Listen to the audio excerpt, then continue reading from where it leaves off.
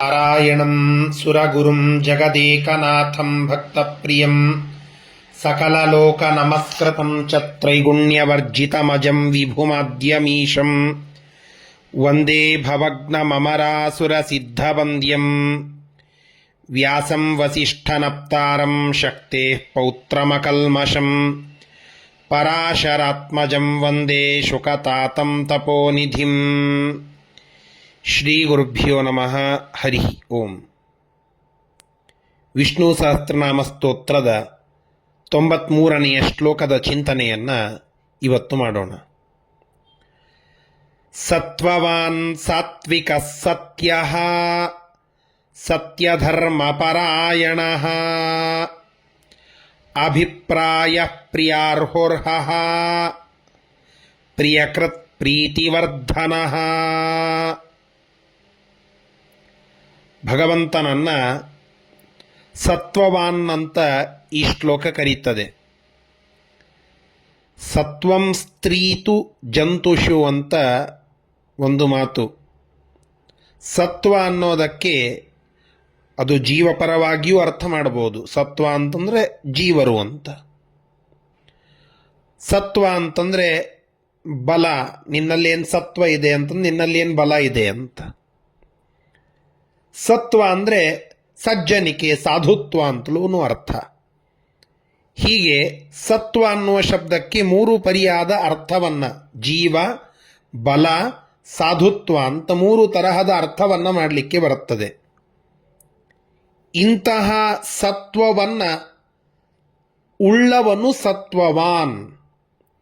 ಜೀವನನ್ನು ತನ್ನ ಕೈವಶ ಮಾಡಿಕೊಂಡಂತಹ ಭಗವಂತ ಸತ್ವವಾನ್. ಇಡೀ ಬ್ರಹ್ಮಾಂಡದಲ್ಲಿ ಇರುವ ಅದ್ಭುತವಾದ ಬಲ ಅದು ಆ ಭಗವಂತನ ಬಳಿಯಲ್ಲಿ ಇದೆ. ಆದ್ದರಿಂದ ಅವನು ಸತ್ವವಾನ್. ಸಾಧುತ್ವಕ್ಕೆ ಸ್ವಾಮಿ ಆ ಪರಮಾತ್ಮ, ಆದ್ದರಿಂದ ಅವನು ಸತ್ವವಾನ್. ಹೀಗೆ ಆ 3 ಅರ್ಥಗಳಿಂದ ಸತ್ವವಾನ್ ಇದು ಭಗವಂತನಿಗೆ ಅನ್ವರ್ಥಕವಾದಂತಹ ಹೆಸರು ಅಂತ ತಿಳಿದುಕೊಳ್ಳಬೇಕು. ಸಾತ್ವಿಕ, ಭಗವಂತನನ್ನ ಸಾತ್ವಿಕ ಅಂತ ಕರೀತಾರೆ. ಶುದ್ಧ ಸತ್ವ ಪ್ರಧಾನ ಚತುರ್ಮುಖ ದಾಸತ್ವೇನ ಅಸ್ಯ ಅಸ್ತಿ ಇತಿ ಸಾತ್ವಿಕ.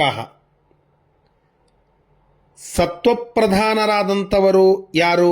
ಚತುರ್ಮುಖ ಬ್ರಹ್ಮದೇವರು. ಶುದ್ಧವಾದ ಸತ್ವಗುಣ ಪ್ರಧಾನರು ಅವರು ಚತುರ್ಮುಖ ಬ್ರಹ್ಮದೇವರು. ಅಂತಹ ಸತ್ವಗುಣ ಪ್ರಧಾನವಾಗಿ ಇರುವಂತಹ ಚತುರ್ಮುಖ ಬ್ರಹ್ಮದೇವರನ್ನೇ ತಮ್ಮ ದಾಸರನ್ನಾಗಿ ಮಾಡಿಕೊಂಡಂತಹ ಆ ಭಗವಂತ ಅವರೆಲ್ಲರನ್ನ ತನ್ನ ಅಧೀನದಲ್ಲಿ ಇಟ್ಟುಕೊಂಡಿದ್ದಾನೆ. ಆದ್ದರಿಂದ ಸಾತ್ವಿಕ ಅಂತ ಪರಮಾತ್ಮನಿಗೆ ಕರೆಯುವುದುಂಟು.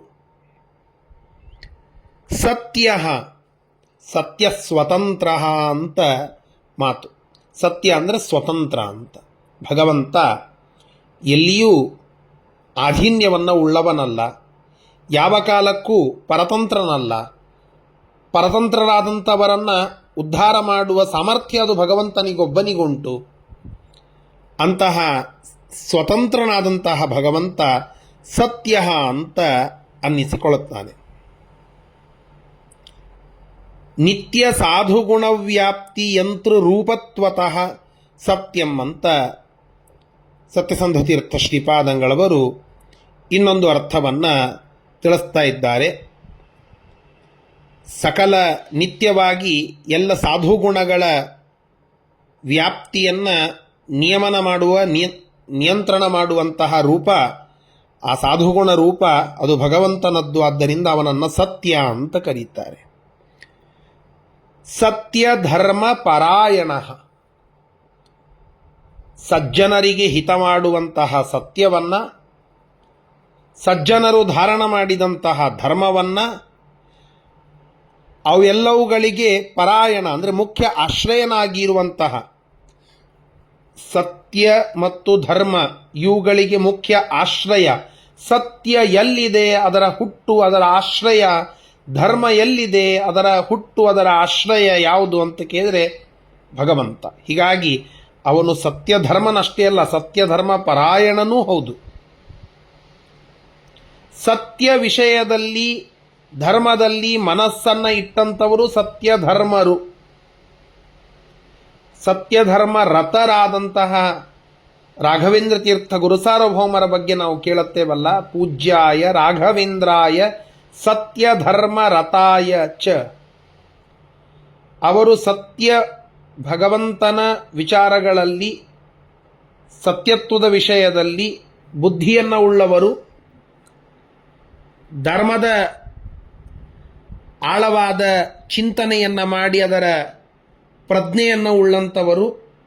ಹೀಗಾಗಿ ಸತ್ಯ ವಿಷಯದಲ್ಲಿ ಧರ್ಮದಲ್ಲಿ ರತರಾದಂತಹ ಸತ್ಯಧರ್ಮರತರೇ ಸತ್ಯಧರ್ಮಾಹ ತೇಷಾಂ ಪರಾಯಣಂ. ಅಂತಹ ಸತ್ಯಧರ್ಮರಾದಂತಹ ರಾಘವೇಂದ್ರ ತೀರ್ಥ ಗುರುಸಾರ್ವಭೌಮರನ್ನು ಮೊದಲು ಮಾಡಿಕೊಂಡು ಇರುವ ಸಕಲ ಗುರುಸಾರ್ವಭೌಮರು, ಸಜ್ಜನರು, ಸಾಧುಗಳು, ಇವರೆಲ್ಲರಿಗೆ ಮುಖ್ಯವಾದ ಆಶ್ರಯ, ಆಸರೆ ಅದು ನಮ್ಮ ಪರಮಾತ್ಮ. ಆದ್ದರಿಂದ ಭಗವಂತನನ್ನ ಸತ್ಯಧರ್ಮ ಪರಾಯಣ ಅಂತ ಕರೀತಾರೆ. ಅಭಿಪ್ರಾಯ ಅಭಿತಃ ಪ್ರತಿಪೂರಯತಿ ಇತಿ ಅಭಿಪ್ರಾರಮ, ಪ್ರಾಪಯತಿ ತೋಷಯತಿ ಇತಿ ಅಭಿಪ್ರಾಯ. ಎಲ್ಲ ಕಡೆಗೆ ವ್ಯಾಪ್ತಳಾದಂಥವಳು ರಮಾದೇವಿ. ಅಭಿತಃ ಪ್ರತಿಪೂರಯತಿ, ಎಲ್ಲ ಕಡೆಗೆ ತುಂಬಿದವಳು ಪ್ರಕೃತಿ ಲಕ್ಷ್ಮೀದೇವಿ, ರಮಾದೇವಿ. ಆ ಪ್ರಕೃತಿ ಲಕ್ಷ್ಮೀದೇವಿ, ರಮಾದೇವಿ, ಅವಳನ್ನು ಸಂತೋಷಪಡಿಸುವವನು ಪರಮಾತ್ಮ. ಆದ್ದರಿಂದ ರಮಾದೇವಿಯನ್ನ ಪ್ರಾಪಯತಿ ತೋಷಯತಿ ಇತಿ ಅಭಿಪ್ರಾಯ, ಅದು ಭಗವಂತ ಅಂತ. ಪ್ರಿಯಾರ್ಹ, ಪ್ರಿಯಂ ಸುಖ ವಿಶೇಷಂ ಅರ್ಹತಿ ಇತಿ ಪ್ರಿಯಾರ್ಹ. ಪ್ರಿಯ ಅಂತಂದರೆ ಸುಖದ ವಿಶೇಷ. ಆ ಸುಖ ವಿಶೇಷವನ್ನು ಹುಟ್ಟಿಸಿದವನು, ಅದಕ್ಕೆ ಮುಖ್ಯ ಅರ್ಹನಾದಂಥವನು ಪ್ರಿಯಾರ್ಹ, ಅದು ಭಗವಂತ ಅಂತ ತಿಳಿಸ್ತಾ ಇದ್ದಾರೆ. ಇನ್ನೊಂದು ಅರ್ಹ ಅಂತಂದ್ರಿಕ್ಕೆ ಪೂಜ್ಯ ಅಂತ ಅರ್ಥ. ಮುಂದಿನ ಶಬ್ದ ಬಂತು ನೋಡಿ, ಪ್ರಿಯಾರ್ಹೋರ್ಹ, ಪ್ರಿಯಾರ್ಹ, ಅರ್ಹ, ಪ್ರಿಯಾರ್ಹೋರ್ಹ. ಅರ್ಹ ಅನ್ನೋದಕ್ಕೆ ಪೂಜ್ಯ ಅಂತ ಅರ್ಥ. ಅರ್ಹ ಪೂಜಾಯಾಮ್ ಅಂತ ಧಾತು. ಅರ್ಹ ಅಂತಂದರೆ ಸಕಲ ದೇವತೆಗಳಿಂದ ಪೂಜಿಸಲ್ಪಡುವ. ವಂದ್ಯಂ ಚಂದ್ರೇಂದ್ರ ರುದ್ರದ್ಯುಮಣಿ ಫಣಿವಯೋ ನಾಯಕ ದೇರಿಹಾದ್ಯ ಅಂತ ಮುಖ್ಯಪ್ರಾಣದೇವರಿಗೆ ಹೇಳುವಾಗ, ಆ ಮುಖ್ಯಪ್ರಾಣದೇವರು ಜೀವೋತ್ತಮರು, ಅವರಿಂದ ವಂದ್ಯನಾದ ಪೂಜ್ಯನಾದ ಪರಮಾತ್ಮ ಅರ್ಹ ಅಂತ. ಸಕಲ 33 ಕೋಟಿ ದೇವತೆಗಳಿಂದ ಪೂಜ್ಯನಾದಂತಹ ಭಗವಂತ ಅರ್ಹ ಅಂತ ಅನ್ನಿಸಿಕೊಳ್ಳುತ್ತಾನೆ. ಪ್ರಿಯಕೃತ್, ಪ್ರಿಯ ಅಂತಂದರೆ ಸುಖದ ವಿಶೇಷ ಭಾಗ, ಅದನ್ನು ಮಾಡುತ್ತಾನೆ. ತನ್ನ ಭಕ್ತರ ಮನಸ್ಸಿನಲ್ಲಿ ಅವರು ಮಾಡುವ ಸಕಲ ಸತ್ಕಾರ್ಯಗಳನ್ನು ನೋಡಿ ಸಂತೋಷದಿಂದ ಅವರ ಪಾಲಿಗೆ ಸುಖ ವಿಶೇಷವನ್ನು ತಂದು ಕೊಡ್ತಾನೆ. ಆದ್ದರಿಂದ ಪ್ರಿಯಕೃತ್. ಪ್ರೀತಿವರ್ಧನ, ಭಕ್ತರಲ್ಲಿ ತನ್ನ ಕುರಿತಾದ ಭಕ್ತಿಯನ್ನು ವರ್ಧನ ಮಾಡುತ್ತಾನೆ. ಪ್ರೀತಿ ಅಂದರೆ ಭಕ್ತಿ ಅಂತ ಅರ್ಥ. ಭಗವಂತನಲ್ಲಿ ವಿಶಿಷ್ಟವಾದ ಭಕ್ತಿ ನಮಗೆ ವರ್ಧನ ಆಗಬೇಕು ಅಂದರೂ ನಾವು ಮೊರೆ ಹೋಗಬೇಕಾದದ್ದು ಭಗವಂತನನ್ನೇ. ಪ್ರೀತಿಯಿಂದ ಭಕ್ತರನ್ನು ವರ್ಧನ ಮಾಡುತ್ತಾನೆ. ಆದ್ದರಿಂದಲೂ ಕೂಡ ಪ್ರೀತಿ ವರ್ಧನ. ಪ್ರಿಯಕೃತ, ನಮಗೆ ಪ್ರಿಯವಾದದ್ದನ್ನು ಮಾಡುವವನು, ನಮ್ಮಲ್ಲಿ ಪ್ರೀತಿಯನ್ನು, ಸೌಹಾರ್ದತೆಯನ್ನು, ಭಕ್ತರಲ್ಲಿ ಭಕ್ತಿಯನ್ನು ವರ್ಧನ ಮಾಡುವವನು, ಪ್ರೀತಿಯಿಂದ ಭಕ್ತರನ್ನು ಪಾಲನ ಪೋಷಣ ಮಾಡುವವನು. ಆದ್ದರಿಂದ ಪ್ರೀತಿವರ್ಧನ, ಇದು ಭಗವಂತ. ಇಂತಹ ಈ ಎಲ್ಲ ಹೆಸರುಗಳಿಂದ ಸ್ತುತ್ಯ ನಮ್ಮ ಪರಮಾತ್ಮ ಸ್ವಾಮಿ ಪರಮಾತ್ಮ ನಾರಾಯಣ. ಅಂತಹ ಆ ಭಗವಂತನ ಸ್ಮರಣೆಯನ್ನು ಈ ಶ್ಲೋಕದ ಮೂಲಕವಾಗಿ ಮಾಡಿ ಈ ಎಲ್ಲ ನಾಮಗಳಿಂದ